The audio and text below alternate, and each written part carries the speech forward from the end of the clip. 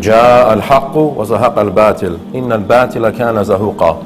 I bear witness that Muhammad, the son of Abdullah of Arabia, sallallahu alayhi wasallam, peace and blessings of God be upon him, is the messenger of God. The God of Abraham, not the moon god or the Arab god or the God of the Middle East. No, the Lord of the heavens and the earth. Adonai Elohim, Allah subhanahu wa ta'ala. Who is Allah? Who is God? So this is obviously a major topic. But once in a while, we turn on the television and we hear somebody say something like, Muslims, they worship Allah, and Allah is the moon god. Right? Very, very common type of polemic. There's a panel there and they say, well, what do you mean by that? We'll say, it's very simple. Muslims, they use a lunar calendar, right? Of course, Jews use a lunar calendar. They practice intercalation. They have a leap month every 3 or 4 years, but it's still a lunar calendar. So this type of thing. So instead of, kind of listening to these caricatures, Muslim theologians actually have a working definition of Allah. Obviously, there's no way to define Allah. There's no way to define God. God is infinite, and language and articulation is finite. So it's impossible to be adequate in our description or definition of God. But for the sake of saying something, I'm going to have to say something, right? So they say that Allah is alamun ala that, a proper name denoting the essence. Al-wajibul wujud, the one who has necessary existence, the necessary existent. Al-mustahiq li jami' al-kamalat, the one who is deserving of every type of perfection. Al-mutanazzih an jami' al-naqa'is, and the one who is free or transcendent of every type of deficiency or weakness. Right? So this is who Allah subhanahu wa ta'ala is, and we say subhanahu wa ta'ala, meaning transcendent and exalted is He. It's really interesting because there's been a paradigm shift. In the first 3 centuries of the Christian era, there was a lot of propaganda spread about the Jews. There was a Christian bishop named Marcion, a Christian scholar, who said things like, the Jews, they worship a different God, they worship a lesser God. The God of the Old Testament is a different God. He called him the demiurge or Yaldabaoth. And Marcionism, it was very popular. In Rome it was very popular. It was so popular that Tertullian of Carthage, who was a 2nd century Christian apologist, he actually wrote a 5-volume refutation of Marcionism, right? So that type of paradigm has now shifted, where we see elements within Judeo-Christianity now saying the same things about the God of Islam, about Allah subhanahu wa ta'ala, that Muslims, they worship a different God, that Muslims have nothing to do with Judeo-Christian morals and ethics, their theology is completely out of whack, this type of thing. So we have to recognize that. So Allah subhanahu wa ta'ala, Allah is the God of Abraham, Moses, and Jesus. In Hebrew, it's pronounced Eloh. So there's a verse in Deuteronomy 32:17. So this is the 5th book of the Torah. It's called the Devarim in Hebrew, in which it says, Yizbahu l'shaydim lo Eloh, that describing pagans, that they sacrifice to shayateen, to demons, and not to Allah or Eloh. In Aramaic, it's pronounced Allah.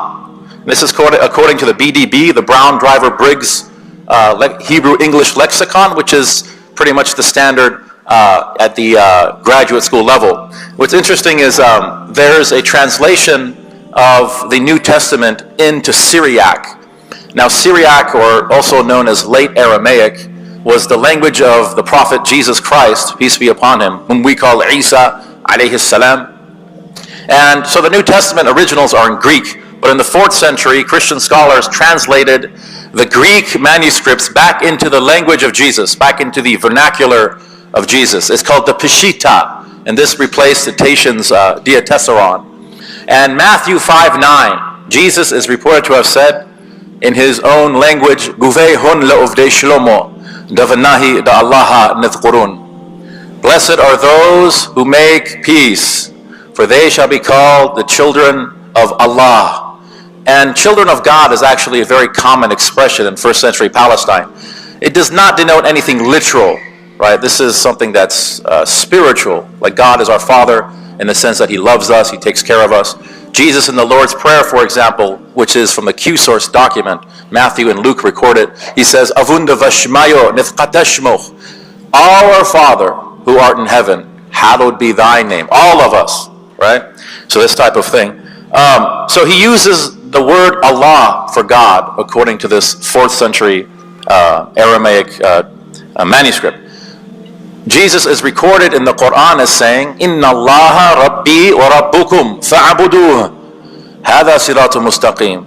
It is Allah who is my Lord and your Lord. Now going back to the name Allah, this is the straight path. The name Allah is very unique. There is no natural gender. So Arabic names, also in Hebrew and in Greek, although in Greek there's the neuter, we don't have that in Arabic and Hebrew. But nouns in Hebrew and in Arabic are gender-fied. Each have a gender assigned to them. Sometimes it's based on its natural gender, right? Like the word for boy in Arabic is walad, and walad is going to be masculine because a boy is masculine. But the word for girl, bint, a girl is feminine, so its natural gender, the word is feminine. But the word for the sun, for example, ash-shams, what is the gender of ash-shams? Does anyone know? Mu'annath.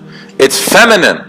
There's nothing in the word to tell you. There's no outward sign, right? Ta marbuta, aliful mamduda, maksud, nothing like that. There's no outward sign to tell you that this word for sun is feminine. You just have to know it.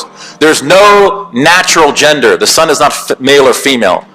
But lexically, it's female. So when we say the name Allah and we say, Hu Allah, He is God, we're talking about His lexical gender. God is not a male nor a female.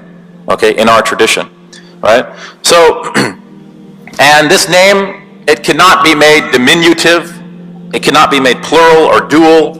As soon as you say the name, your tongue will prostrate. You say Allah, Allah, your tongue prostrates. I see some people practicing right now. Even your tongue will prostrate. It's made up of 4 Arabic letters.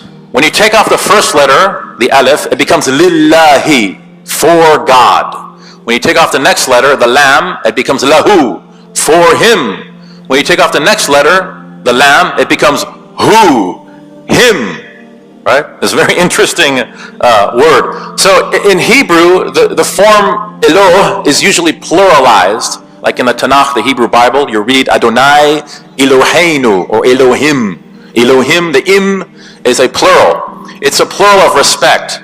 Right? Like it says in Genesis 1:1, Bereshith bara Elohim et hashamayim. In the beginning, literally, gods created the heavens. Right? So this does not denote a plurality of some sort in the Godhead or in the essence of God. That's not how Semitic peoples understand it. This is called a plural of majesty, a royal plural. Like the Queen of England will say, we declare. Right? But the Queen is only one person. However, in the Quran, the word Allah cannot be made plural. It's very unique. But there are pronouns in the Quran referring to Allah that are plural. وَنَحْنُ أَقْرَبُ إِلَيْهِ مِنْ حَبِلِ الْوَرِيدِ. We are closer to man, in the generic sense, than his, again in the generic sense, jugular vein. We are very close to the human being. Right? We. But God is an absolute unity, according to our tradition. So this is called the royal plural. Muslims believe that Moses, Jesus, and Muhammad, peace be upon all of them, were all Muslims. What do I mean by that? It's a misnomer to say that Muhammad, peace be upon him, founded Islam. We believe that he perfected the religion of Islam. So the word Muslim comes from salama or salam, meaning peace. It's an active participle on the 4th form, a causative form. The one who causes there to be peace. So the exact cognate in Hebrew is on a verbal stem called hifil. It's mashlim, mashlim. That's how you say Muslim in Hebrew. So if we go back to Matthew 5:9, right, where Jesus says, blessed are the peacemakers. Guvei hon le'ovdei shlomo. Le'ovdei shlomo is not a very good translation, because in the original Greek, it's one word, it's a participle. Irenopoias, right? Literally a maker of peace. But when they translated it into Syriac, they said literally a maker of peace. It's more of a phrase. But if we translate this, and I've seen a translation into Hebrew, he says, Baruch HaMashlimim. Baruch, blessed, or HaMashlimim, the Muslimin, which is the accusative plural. So Muslims believe that Jesus actually uses this term. So if Moses were to walk into this Islamic center, and I had the honor and privilege of speaking to Moses, Moshe, Shalom Alav, Musa alayhi salam, and I said, oh Moses, are you a Jew? Right? He would say, no, I'm a Levite. Why would he say that? Because he never heard the word Jew in his life. He never heard the word Jew except in reference to a descendant of Judah. Right? But Moses is not from Judah. David is from Judah. Moses is from Levi, another son of Jacob. So he would think that I was actually referring to a tribal distinction. But I'm not talking about a tribe. I'm talking about a religion, a faith tradition. But if I asked him further, if I said, are you a practitioner of Judaism? He would have no idea what I was talking about.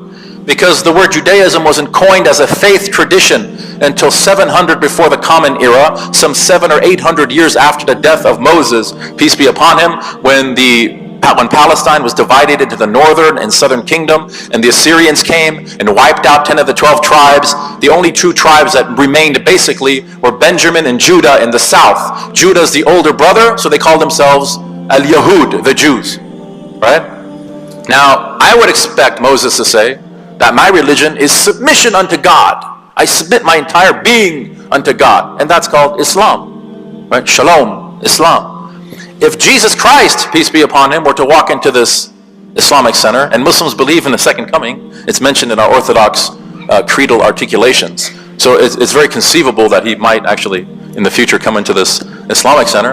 And I had the honor and privilege of asking him, oh Jesus, are you a Christian?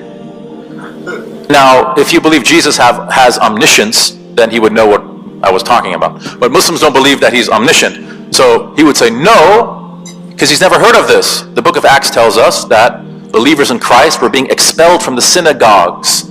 And this was actually used as a derogatory term for the disciples of Jesus initially. Because the first Christians were Ebionites, Evion, or Nazareans. These were Jews that believed that Jesus was the Messiah, according to history. So I would expect him to say, my religion is a religion of submission unto God. This is what he says. Whoever does the will of God is my mother, my brother, and my sister. Right?